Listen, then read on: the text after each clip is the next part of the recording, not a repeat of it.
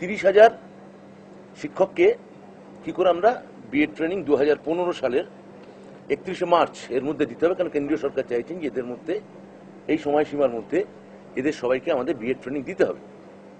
ফলে আমরা এই ওপেন ডিস্টেন্স লার্নিং এই পদ্ধতিতে আমরা এটা করছি এবং এর নোডাল বিশ্ববিদ্যালয় হয়েছে আমাদের এনসিইউ নেতাজি সুভাষ বিশ্ববিদ্যালয়। 11টা বিশ্ববিদ্যালয় ইতিমধ্যেই আমরা বলেছি যে কোর্স হবে, তার মধ্যে 6টা বিশ্ববিদ্যালয় ইতিমধ্যে আছে।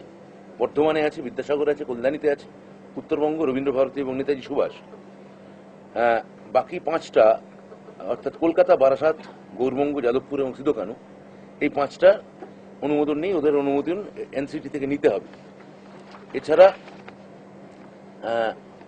এই এই এই এই এই পদ্ধতিটা চালানোর জন্য আমরা দেখছি, আমরা হিসেব করে দেখলাম আমাদের মোট 24 কোটি টাকা খরচা হবে এবং সেটা আমরা পশ্চিমবঙ্গ সর্বশিক্ষা মিশন থেকে আমরা আপাতত পাবো এবং কেন্দ্রীয় সরকারের কাছে আমরা জানাবো যাতে তারা আমাদের টাকাটা রিএম্বার্স করে।